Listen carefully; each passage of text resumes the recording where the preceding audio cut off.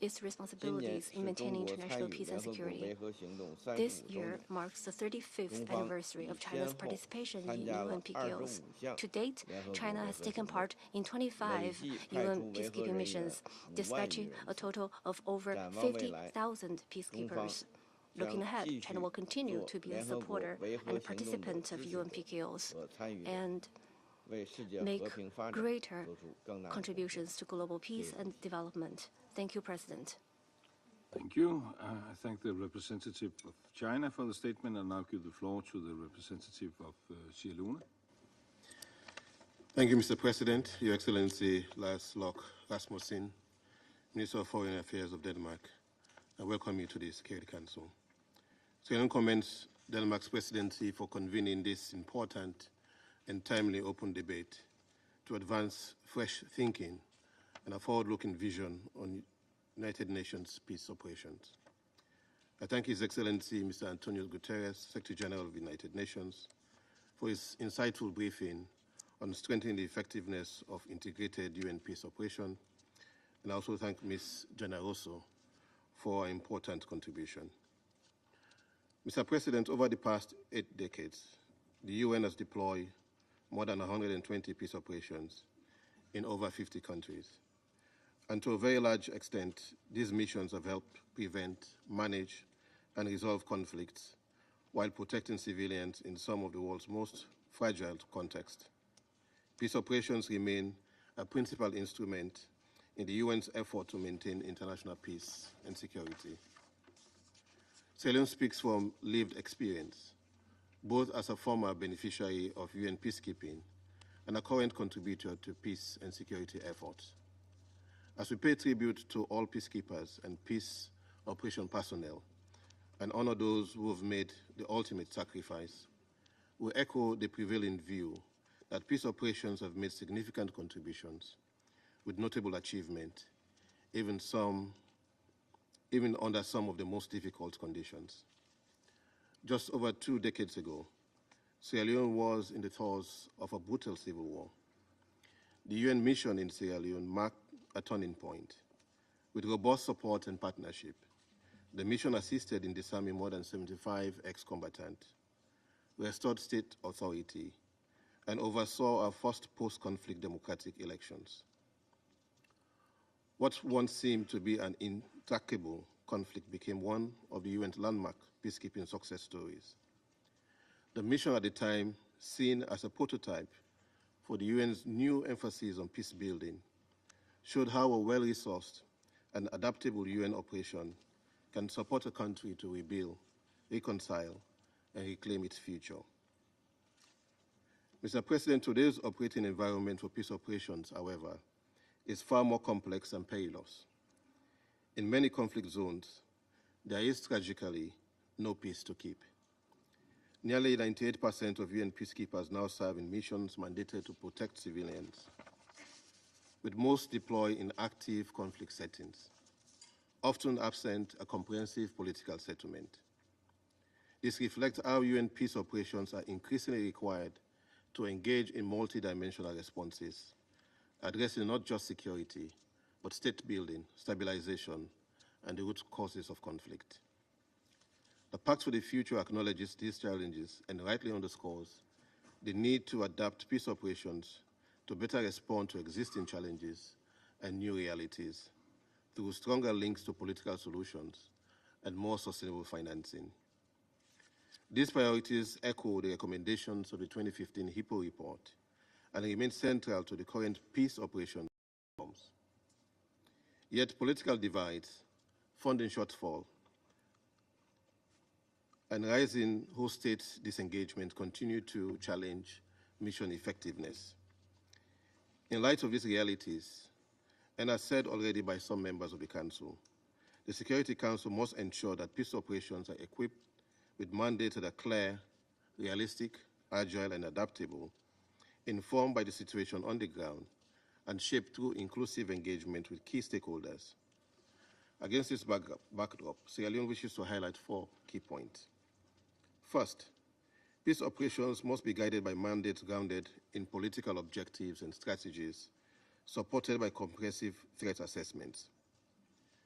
In a polarized global landscape marked by geopolitical tensions, resource competition, and shifting alliances, peacekeeping must be deployed as part of a broader political effort aimed at sustainable peace.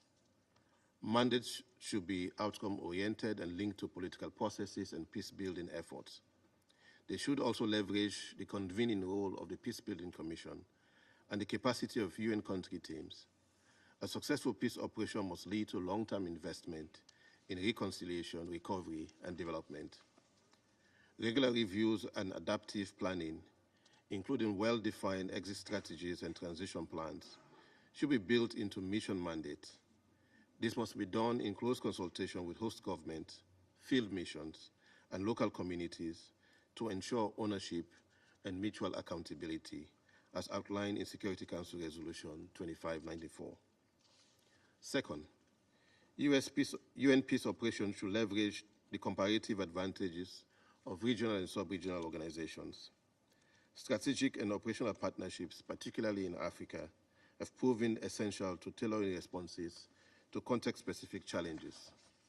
This is why the adoption of Security Council Resolution 2719 is a landmark feat, as it marks a significant step towards predictable and sustainable financing for African Union-led peace support operations. When regional arrangements are empowered with sufficient resources and legitimacy, they can be more effective in supporting the full peace continuum, from conflict response and stabilization to reconstruction and peace building. Third, predictable and sustainable financing remains the lifeblood of effective peace operations. No amount of mandate innovation or tactical agility can compensate for underfunding. This is especially true for African-led peace support operations, which frequently face funding gaps and excessive reliance on voluntary contributions. The adoption of Resolution 2719 must now be followed by strong and full implementation.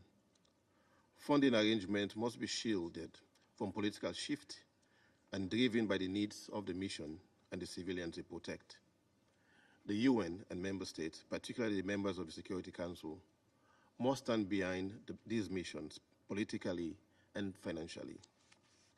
Fourth, both the UN and the TCCs should invest in enhancing the capabilities and professional competence of peacekeepers to respond to emerging threats. Standby forces should be supported through non-discriminatory recruitment, regular training, and mission-specific preparations, including conflict resolution, protection of civilians, women, peace and security, and youth and peace security agendas, and climate security nexus. Technology and innovation must be harnessed to improve situational awareness, communication, and early warning capabilities.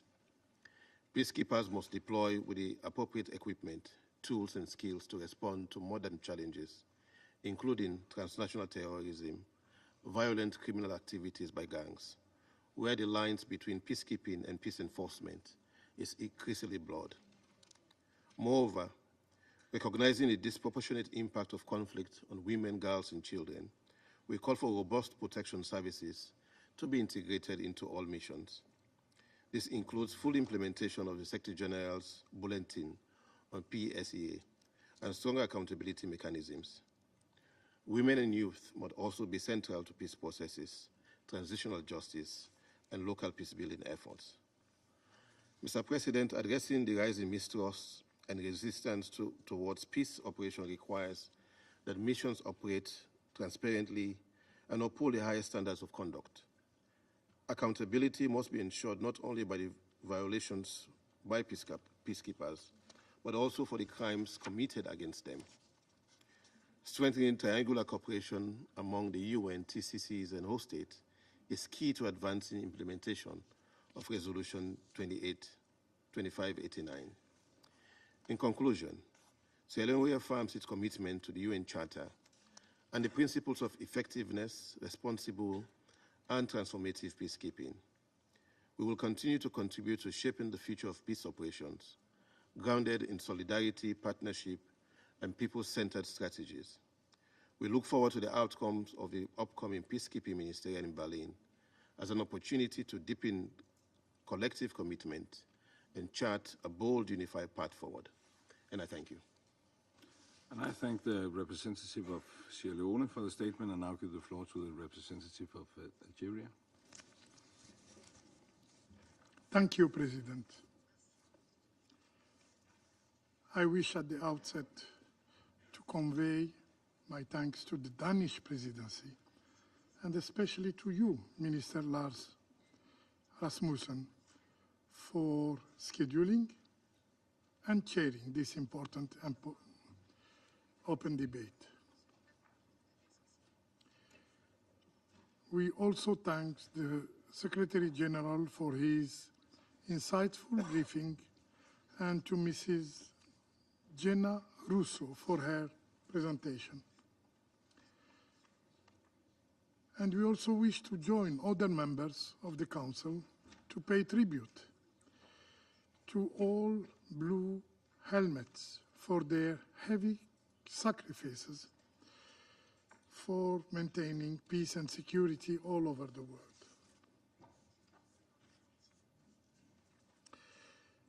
We consider this ongoing debate on the future of UN peace operations and their adaptability as an important matter for our Council and for also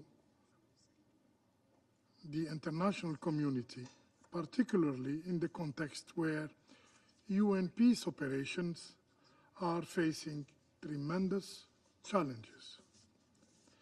The Pact for the Future has already set the tone through the request made to the Secretary General to undertake a review of the future of UN peace operations. We therefore look forward to receive the report on this review. And we are preparing for the Berlin Ministerial Conference on peacekeeping next May. We underline the importance of using all possible opportunities to build a unified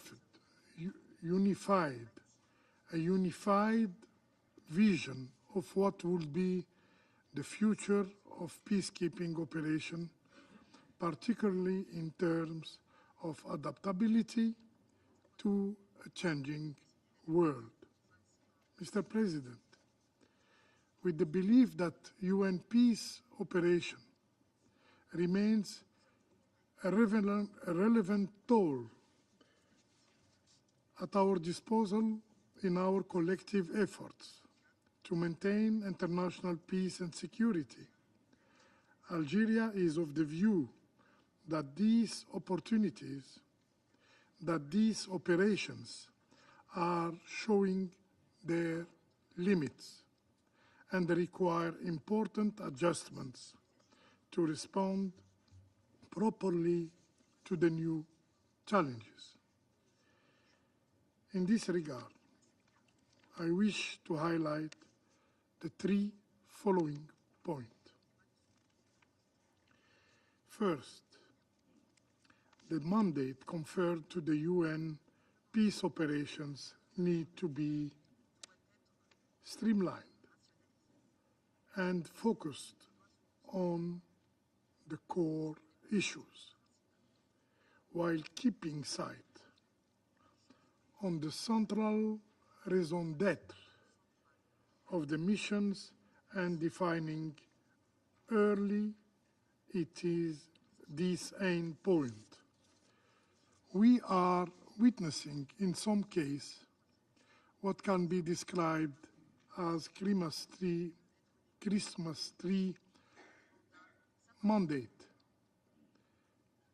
under which UN missions are tasked with an overwhelming number of responsibilities, thus hindering their ability to undertake focused and targeted engagement. Second,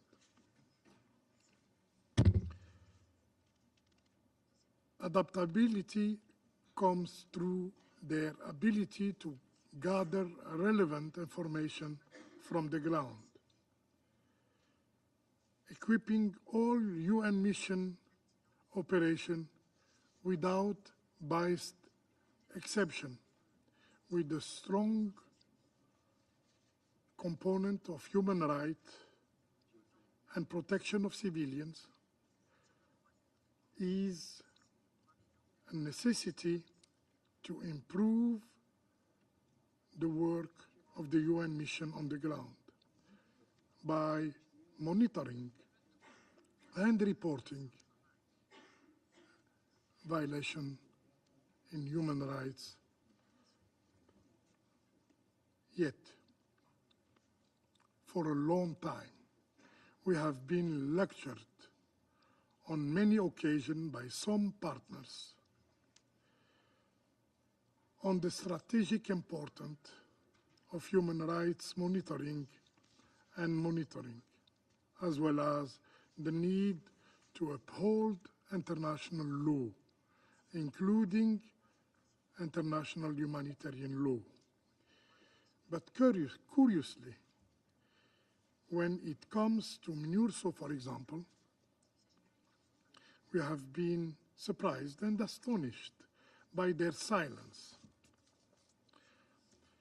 This attitude sent the message, the signal that MINURSO as a strange exception among all UN peace operations deployed in Africa should simply turn a blind eye to the human rights situation in the territory of Western Sahara. Third, partnerships are essential to advance the adaptability of UN peace operations. We insist on a stronger cooperation between the UN and regional organizations, particularly the African Union, which is a reliable partner in this regard. The general belief in Africa is that the adoption of Resolution 2719 marked an important first step towards the full access to UN-assessed contribution for a EU-led peace support operation.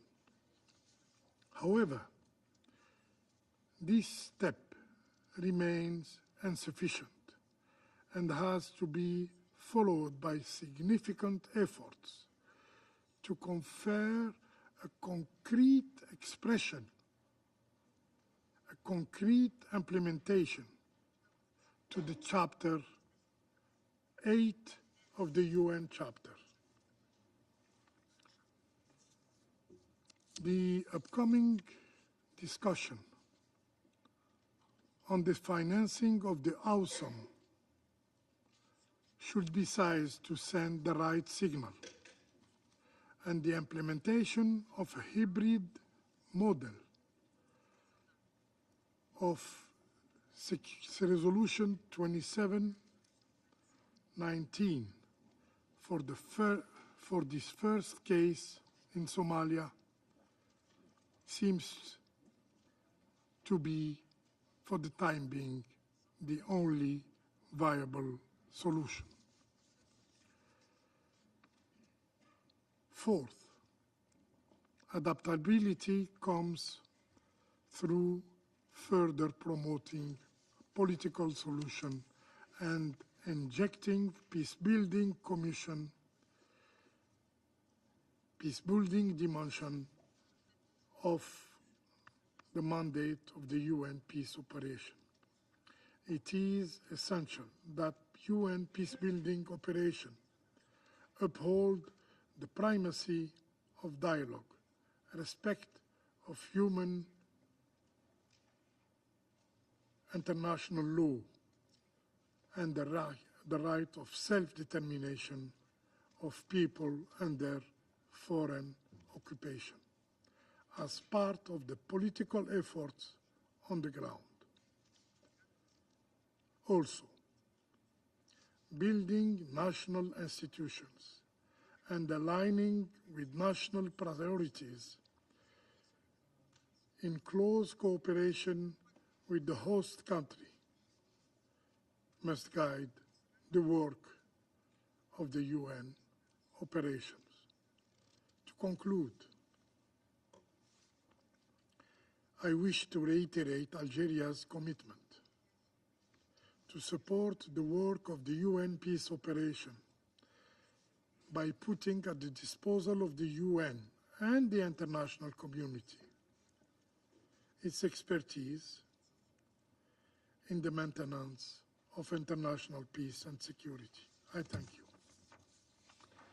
I thank the representative of Algeria for the statement, and I will now give the floor to Her Excellency Ms. Beate Meinl-Reisinger, Federal Minister for European and International Affairs of Austria. Thank you very much, Mr. President, Excellencies, dear colleagues, ladies and gentlemen. It is an honor to participate in this really interesting and high-level debate, to hear all the contribution, and I have the honor to address this Council against the backdrop of a changing world. A world where the fundamental principles of our international order are increasingly challenged, and a world full of uncertainty, growing insecurity, and ever greater humanitarian needs. We have seen this in Ukraine, with Russia waging an illegal and unprovoked full-scale war of aggression against its neighbor, violating the charter of this organization and causing years of suffering for the entire population. As I witnessed 10 days ago in Kiev myself, Ukrainians want and deserve peace. But it must be a comprehensive, a just and lasting peace based on the principles of the UN Charter and international law. It must not be a peace dictated by the aggressor or a third actor.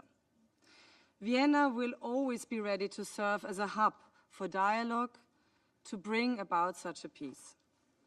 This growing insecurity is not confined to Europe. We see it unfolding across the world, including in the Middle East, where the horrific terrorist attack by Hamas on Israel on October 7, which I strongly condemn, has plunged the entire region further into a devastating conflict.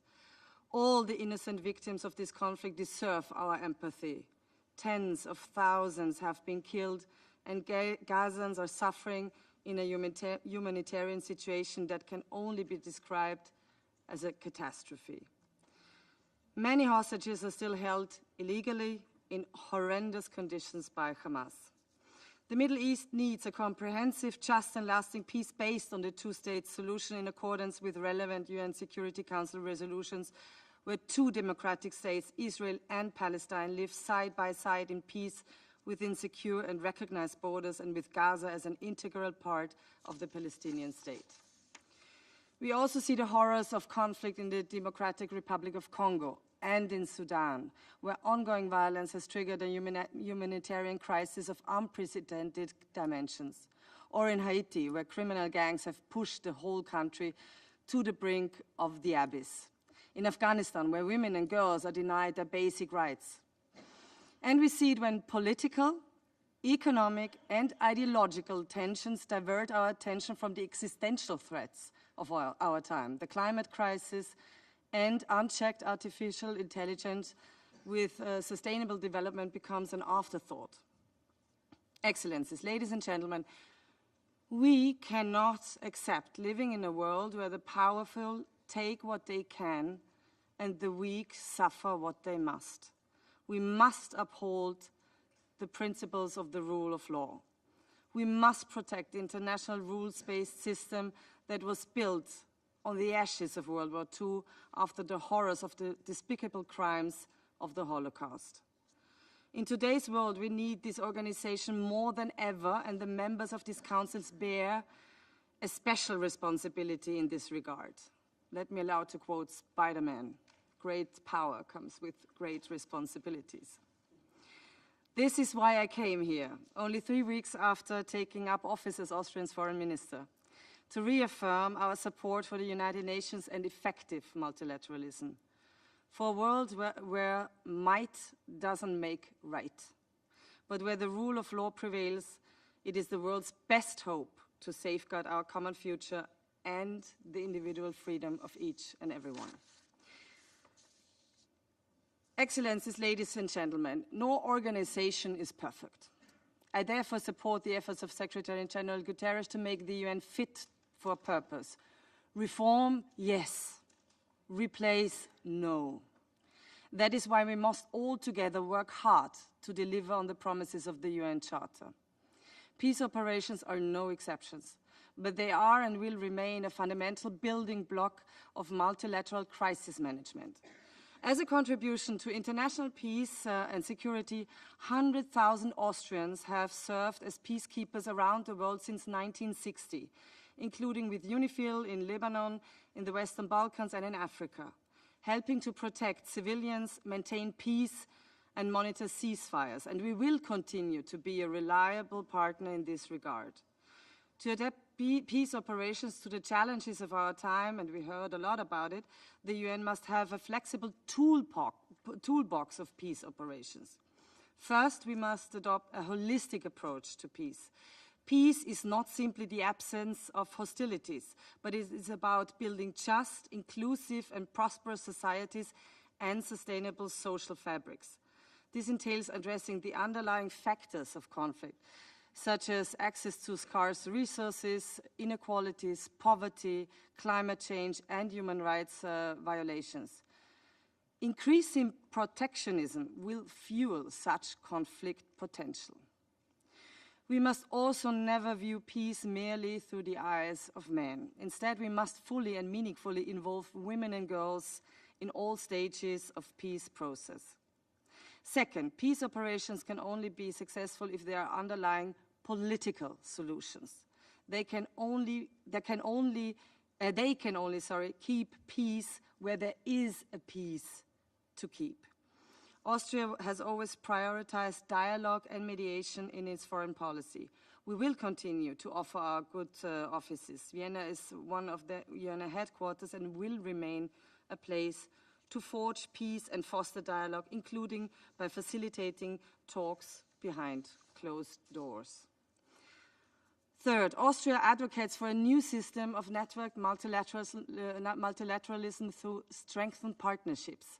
While maintaining its leadership role, the UN must become interlinked and more integrated with regional and sub-regional organizations, such as, to name but a few, the African Union, the European Union, the Organization for Security and Cooperation in Europe, and the League of Arab States. Security Council Resolution 2719 on enhancing its partnership with the African Union is an important step in this direction that we fully support. Ladies and gentlemen, the question is not whether multilateralism is needed, but how we can adapt it to meet the needs of our changing world. We have to deliver, that I'm sure. I want to emphasize that Austria will remain a champion for multilateralism, a champion for a multilateral system that remains effective, adaptable and inclusive, a champion for genuine dialogue and cooperation, rebuilding much needed trust, and a champion for the rule of law and the respect of our common norms, no matter where in the world. On the basis of this commitment, Austria would be honored to serve as an elected member of this Council for the period 27 to 28. I thank you very much. I thank Her Excellency Ms. Meinl Reisinger for her statement, and I now give the floor to His Excellency Mr. Juri Kočak, Deputy Minister for Foreign Affairs of Czechia.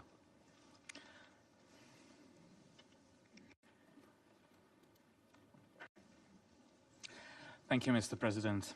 Excellencies, distinguished members of the Security Council, distinguished guests. Czechia aligns itself with the statement presented on behalf of the European Union and wishes to add the following remarks in its national capacity. I would like to thank Denmark for the opportunity to contribute to ensuring that UN peace operations can effectively respond to current challenges Adapting these operations to new realities is crucial for their success and long-term contribution to stability and security in crisis areas worldwide. Peacekeeping mandates must be clearly defined, yet flexible enough to respond to shifting security and political situations. Every operation should be part of a broader diplomatic strategy rather than a standalone security measure. We therefore support integrating peacekeeping with the diplomatic processes to ensure that military and civilian components contribute to long-term political solutions. Czechia has actively participated in past UN missions, including in deployment of dedicated units.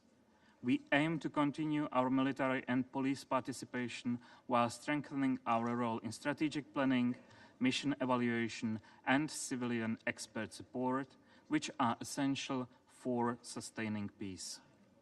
Czechia emphasizes these following principles. First, strong coordination with regional partners. Coordination with the African Union, the European Union, and others must be systematic, practical, and based on sharing of resources, expertise, and information. Improved coordination will ensure stronger political and operational support. Second, flexible mandates. Regular assessments and adjustments are essential for peace operations to respond effectively in real time. Static, overly rigid mandates hinder effective peace strategies. Third, building local capacities.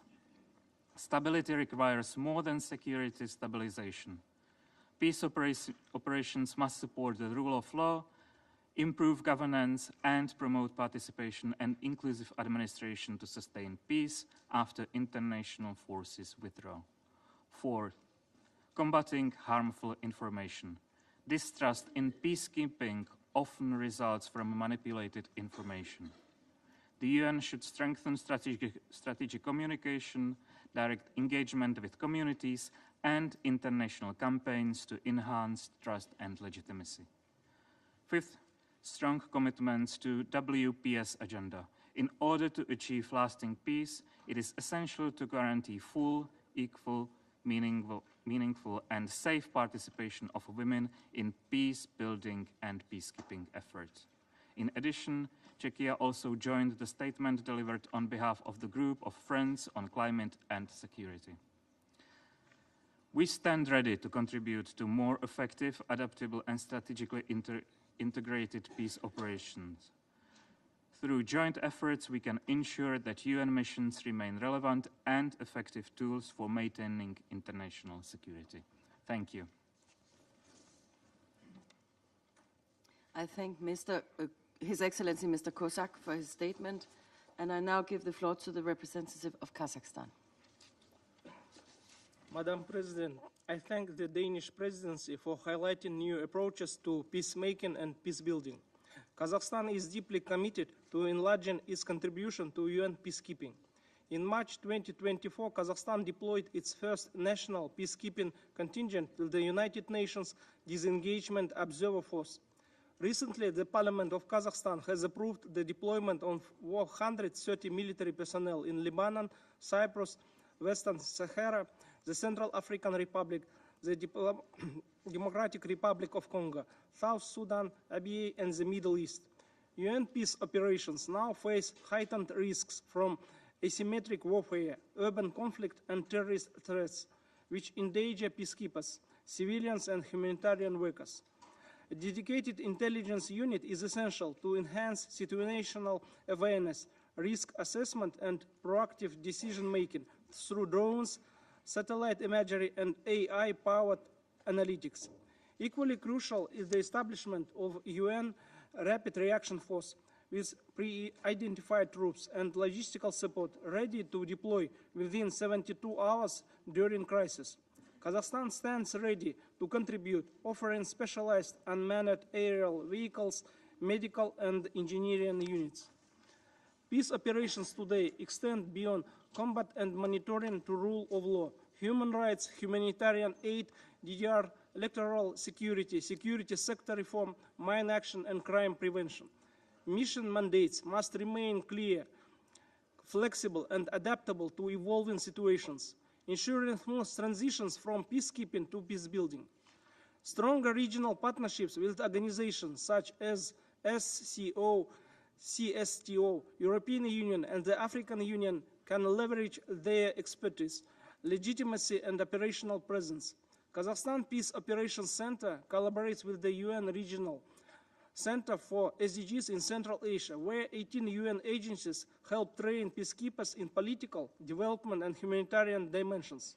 We prioritize preparing peacekeepers to be politically astute, people-oriented, and culturally aware, ensuring meaningful engagement with local communities, leaders, and civil society. Training must address both combat threats like terrorism and cybercrime, and the broader responsibilities of modern peacekeeping. Kazakhstan is also committed to the women, peace, and security agenda, increasing women's participation in peacekeeping to enhance mission effectiveness. To sustain operations and consolidate gains, we call for predictable long-term financing. Enhanced oversight, accountability, and independent investigations are essential to ensure integrity, enforce discipline, and maintain community trust.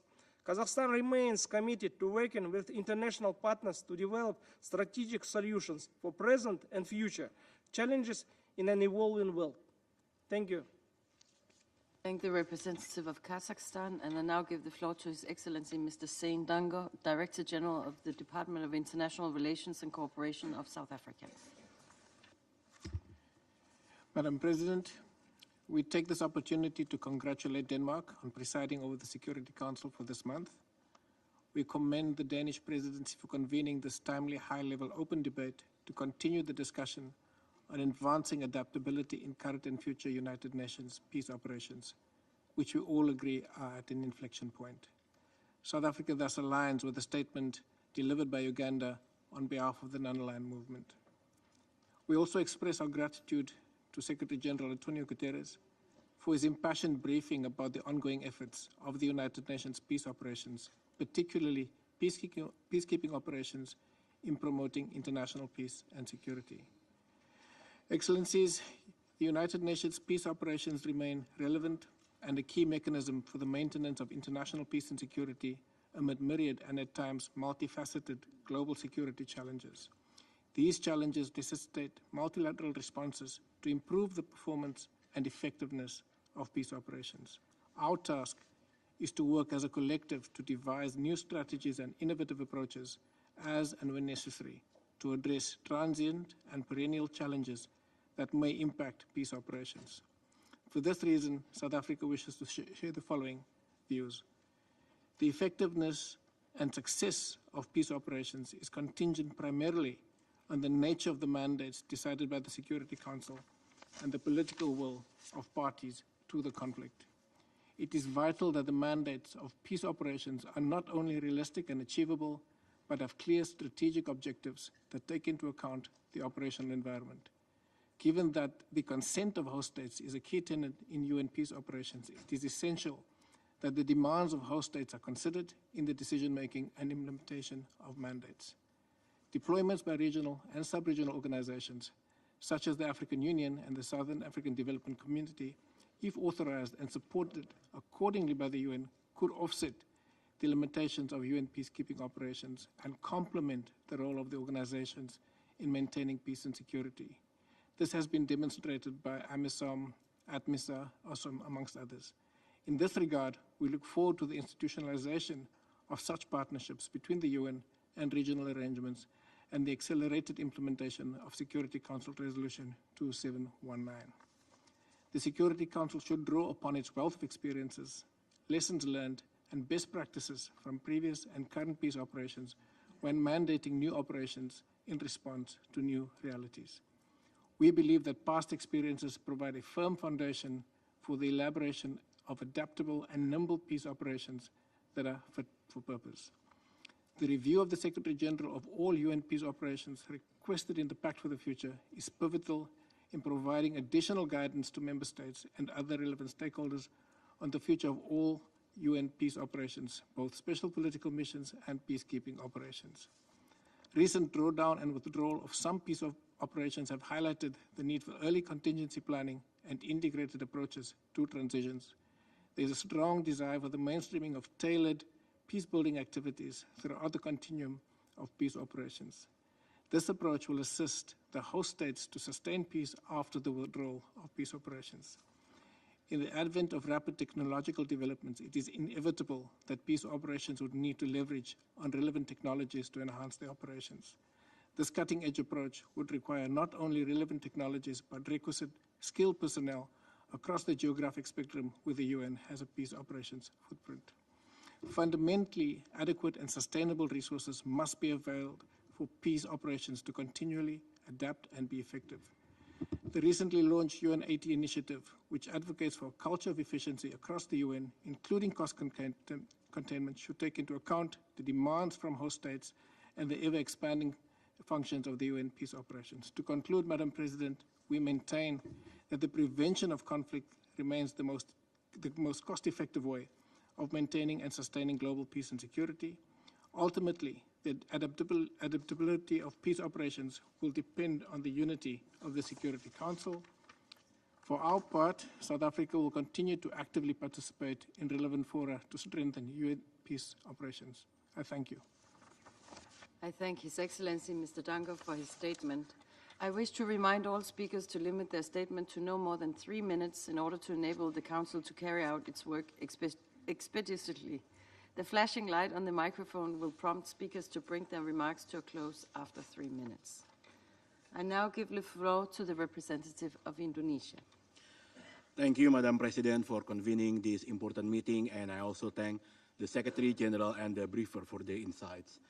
Peacekeeping operations embody the core spirit of the UN Charter, our collective commitment for lasting peace. It bridges the transition from conflict to peace, becoming the beacon of hope for affected communities. Yet, peacekeepers are often taken for granted, with increasingly complex mandates and growing expectations, often not matched by the resources and support they deserve. As global security situation evolves, we must all better invest in peacekeeping operations to ensure that the UN peacekeeping remains credible, effective, and responsive in responding to new realities and complex challenges. This requires a UN peacekeeping that is better fit for purpose, better fit for challenges, and better fit for success. And allow me to briefly elaborate on this. First, on striving for a better fit for purpose UN peacekeeping. This requires clear, realistic, and achievable mandates, not one that overburdens with auxiliary tasks that often disconnect with core challenges on the ground. The Security Council needs to ensure that mandates are truly guided by the reality on the ground in close consultation with the host countries as well as the PCCs. Through informed decision-making, the Council can avoid narrow political interests that could compromise the credibility of the peacekeeping operations. Second, on ensuring a more fit for challenges UN peacekeeping. Peacekeeping operations are facing growing threats from terrorism, cyber attacks, and misinformation campaigns. To remain effective, peacekeeping operations must integrate the use of modern technology to improve situational awareness and operational effectiveness. This will also contribute to the safety of the peacekeepers, especially when they operate in high-risk environments. The Council should be able to put into effect the full implementation of digital transformation, upskilling, and reskilling of the UN peacekeeping. Third, towards a UN peacekeeping that is fit for success. Support and resources for peacekeeping operations must be sustained. It is also crucial for the Council to strengthen its partnership with other UN bodies and regional organizations, along with promoting greater collaboration between the UN system with international financial institutions. Such collaboration will maximize the use of resources, leveraging knowledge and different skills, ensuring all tools are utilized to address challenges on the ground. Madam President, the future of international peace and security depends on our ability to adapt, innovate, and strengthen the UN peacekeeping architecture. Indonesia stands ready to work with all member states to ensure that peacekeeping will remain the beacon of hope, a catalyst of peace, and an instrument of stability in an increasingly volatile world. Thank you. I thank the representative of Indonesia for the statement, and I now give the floor to the representative of Czechia. Madam President, let me begin by thanking Denmark for organizing this timely and important debate under your able leadership. I would like to take also the briefers for insightful remarks. First and foremost, we would like to pay tribute to those peacekeepers who lost their lives in the pursuit of peace this year. Their sacrifice is a solemn reminder of the dangers faced by those who serve under the UN flag.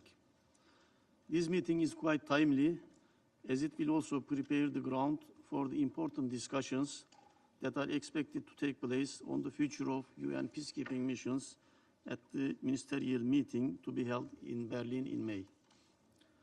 For over 75 years, UN peacekeeping missions have played a vital role in fostering stability, supporting peace agreements, and protecting civilians.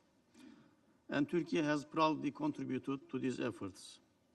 Now it is incumbent upon all of us to ensure that peacekeeping remains relevant and responsive to the evolving challenges to global peace and security. We cannot afford to continue business as usual, not when the international landscape is undergoing profound transformation and peacekeeping missions are increasingly deployed in multidimensional, high-risk environments. Nor can we demand more from the peacekeeping operations by expanding their mandates without providing the necessary resources. The peacekeeping operations must be backed by genuine political will for realizing their mandates. We have seen time and again that UN peace operations deliver best when there is strong commitment from all actors involved. This is precisely where the Security Council must play its essential role in fulfilling its primary responsibility. Madam President, UN peacekeeping is not just about military or technical engagements. UN's vast experience in the field shows us clearly that lasting peace is achieved through political solutions. Therefore, the premise of politics must become a guiding principle of UN peacekeeping. In this context, mediation deserves a central role and should be more widely utilized, not only to bring the conflicts to peaceful political ends, but also to address their root causes and to prevent them. Turkey's strong commitment to the mediation and preventive diplomacy will continue unabated. Our experience confirms that when used meaningfully and on time, mediation can prevent escalation and foster durable peace. Peace building must also remain as an internal component of peace operations. Once peace takes hold on the ground, we must minimize the risk of relapse and lay solid foundations for sustaining the peace. This includes support for inclusive governance, local capacity building, and economic and social recovery. And yet, Madam President, we are witnessing shrinking resources for development and humanitarian assistance. This only increases the importance of maintaining focus on the peace-building phase. We cannot risk losing the progress we have achieved. In concluding, we welcome the opportunity to contribute to the upcoming ministerial in Berlin, to the UN peacebuilding architecture review, and to broader efforts to ensure that UN peace operations remain fit for purpose in a changing world. We stand ready to continue engaging constructively, to share our experiences, and to support initiatives that improve the effectiveness, acceptability, and adaptability and legitimacy of the peacekeeping. Thank you again. I thank the representative of Turkey for the statement, and I now give the floor to the representative of Egypt. Thank you very much, Madam President. Egypt aligns itself with the NAM statement to be delivered by Uganda later in the day.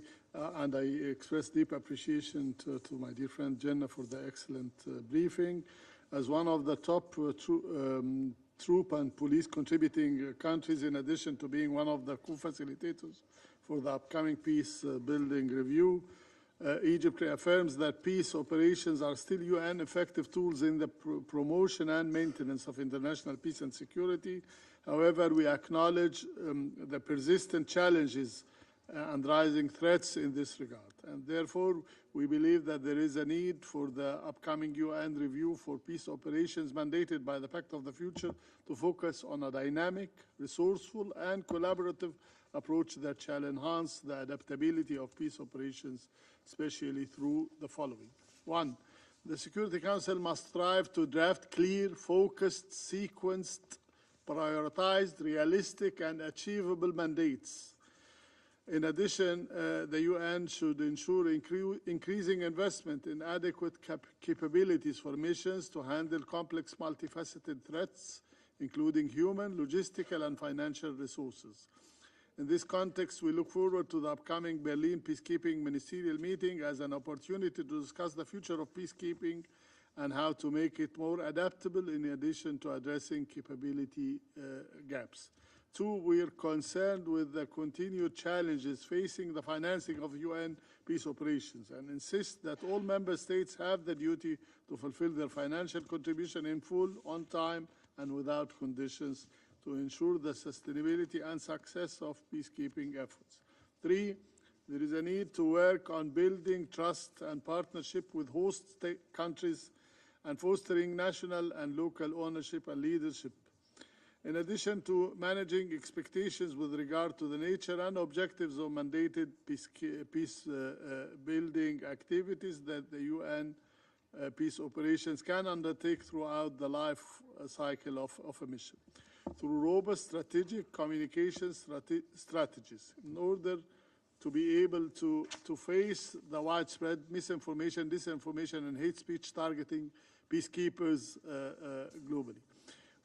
4, we recognize the challenges associated with transitions and encourage the Secretariat, UN peacekeepers, resident coordinators, UN country teams, and other relevant actors to work closely with host states to ensure that strategic and operational decisions concerning transitions take into account the host country priorities and the preparedness of host governments and other relevant national stakeholders with a view to safeguarding peace gains and promoting further progress.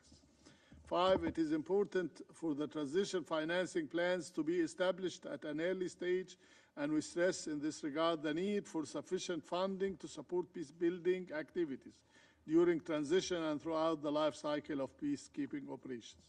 Hence, we note the increasing demands on the peace-building fund arising from the transition and closure of the UN peacekeeping missions and encourage the Peacebuilding Fund to intensify its effort to adequately address and prioritize those demands in a coherent manner. 6, we insist that the Peacebuilding Commission should play a vital role, a vital support role to countries during and after the transition of a peace operation in cooperation with the entire UN system and in full conformity with national ownership and needs. 7, the Peacebuilding Commission has played an important role in previous transition contexts, and therefore we encourage host states to make greater use of the PBC as a platform to share experiences, best practices, and lessons learned. In the same vein, we commend the advice that was conveyed from the Commission to the Security Council before this important open debate, and we align ourselves with its rich content. Finally, Madam President, we reaffirm the importance of close cooperation between the UN and regional and sub-regional organizations in the maintenance of international peace and security in view of Resolution 2719, recognizing the importance of strengthening close partnership and coordination with the African Union in order to ensure coherent political and operational strategies for EU-led peace support operations authorized by the Security Council. And we acknowledge in this regard the revised EU post-conflict center, the EU CPCRD, operating in Cairo as a framework to support African countries emerging from conflicts. Thank you, Madam President. I thank the representative of Egypt for the statement, and I now give the floor to the representative of Switzerland.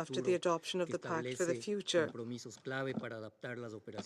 which establishes clear-cut commitments to adapt peace operations to current challenges, and after a C-34 session where no consensus was achieved.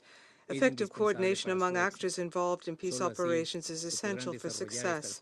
Only in this way can we develop inclusive political strategies and address the deep root causes of conflicts. Madam President, colleagues, for Ecuador, it is particularly alarming to see the increase in mis- and disinformation and the negative impact it has on the performance and the safety and security of personnel in peace operations.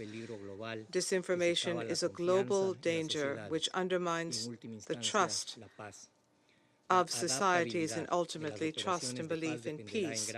Adaptability of peace operations to a great extent will depend on their capacity effectively to communicate their mandate, their activities, their achievements, and their mistakes to a population which is increasingly exposed to fake news, to rumors, to opinions and distortions presented as facts.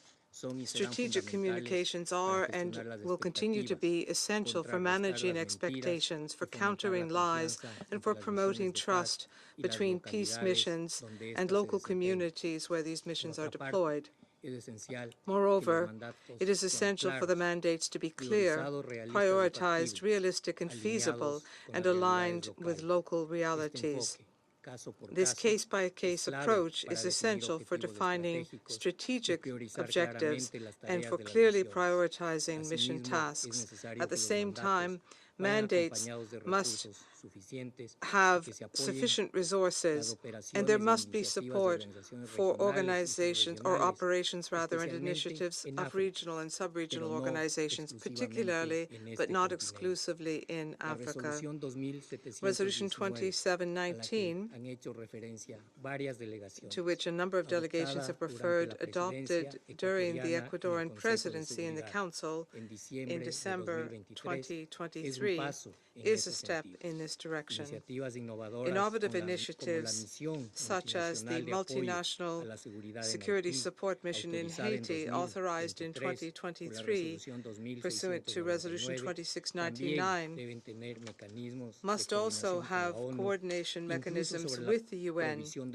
This should include the provision of resources, and mandates must be focused on the ultimate goal, which is to ensure safety and security for the population. Finally, Madam President, in these mandates, we must bear in mind the danger of transnational organized crime to peace missions. Organized crime is often the economic foundation in conflicts. Criminal networks tend to be closely related to armed groups, but also to governmental officials and local agents who, at the same time, are partners of those partners on whom the peace missions depend to carry out their mandates. I hope that during this debate we will be able to advance on crafting better prepared peace operations so that we can face these challenges and effectively contribute to building sustainable peace. Thank you. The representative of Ecuador for the statement, and I now give the floor to the representative of Latvia. Madam President, members of the Security Council, I deliver this statement on behalf of Nordic and Baltic countries, Denmark, Estonia, Finland, Iceland, Lithuania, Norway, Sweden, and my own country, Latvia. The statement comes in addition to the statement made by Denmark in their national capacity. We welcome holding of this open debate and thank the briefers for sharing their insights. Madam President, the UN peace operations are an essential instrument for the maintenance of international peace and security. For almost 8 decades, UN peacekeeping operations and special political missions have embodied multilateralism in action. Peacekeepers from all over the world have come together to provide collective response to international challenges. The mandates and tasks of peace operations have advanced full application of international law, including the UN Charter. However, UN peace operations cannot succeed without steadfast support in this Council. The role of the Security Council is crucial in pursuing political solutions that operations are designed to support. Madam President, ability to adapt is key to successful peace operations. To ensure continued effectiveness and relevance of these instruments, it is imperative that we bring them in line with the current realities and requirements. The review of UN peace operations requested in the Pact for the Future should address peace operations holistically, to ensure we have a toolbox that responds to different and changing circumstances. So please allow me to outline 3 priorities in this regard. First, to achieve their goals, the UN peace operations have to be fully integrated in long-term UN system-wide efforts aimed at fostering peace and stability. Overcoming silo approach is of paramount importance. From the outset, when planning or adapting UN peace operations, they need to be synced with other lines of UN action, such as political engagement and mediation, peace-building projects, and development programs. To effectively embed UN peace operations in broader UN efforts, the Council needs to actively engage with other UN institutions, including the Peacebuilding Commission and ECOSOC. In this regard, the UN Peacebuilding Architecture Review should provide options for a stronger cooperation between the PBC and the Council. Second, UN peace operations should address the needs on the ground in line with the security aspirations of local populations. Protection of civilians should remain as a priority task. Modular approaches, as suggested in the recent study on the new models of future peacekeeping, could help avoid overstretched, costly mission mandates and ensure that peace operations are targeted, agile, and well-suited to their unique situation. Combining several models into one tailored package would also foster clarity about operations' strategic goals on a day-to-day basis. This modular approach would not only be relevant when establishing a peace operation, but could also assist in designing different phases across operations lifecycle, including downsizing, transition, and exit. Furthermore, it is essential to enhance operational planning, including contingency planning of UN peacekeeping operations. Third, engagement with partners and stakeholders across all levels is of paramount importance to ensure that peace operations can effectively implement their mandates. In addition to proactive approach to keep buy-in from host nations, the UN should also engage more actively with neighboring states, as well as regional and sub-regional organizations, which can have positive impact on regional security dynamics. While recognizing comparative advantage of the UN peace operations in various scenarios, the UN should also support peacekeeping efforts by relevant regional organizations, in particular the African Union. Implementation of the Security Council Resolution 2719 in assistance to the AU Support and Stabilization Mission in Somalia would be a crucial step in this regard. In addition to state authorities, the UN peace operations should also listen to the voices of local actors. They should ensure full, equal, and meaningful inclusion of women and empower youth in line with the WPS and YPS agendas. Madam President, to conclude, we need to use the momentum to ensure that the UN peace operations stay ahead of the curve and continue to deliver on their mandates in increasingly complex international environments. The UN Peacekeeping Ministerial in Berlin, as well as Secretary General's review of UN peace operations, provide us with an outstanding opportunity to deliver on this task.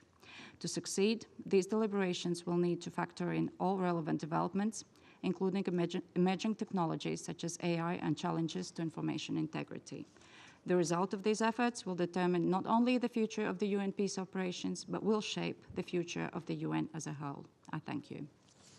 I thank the representative of Latvia for the statement. There are still a number of speakers remaining on my list for this meeting, and I intend, with the concurrence of members of the Council, to suspend the meeting until 3 p.m. The meeting is suspended.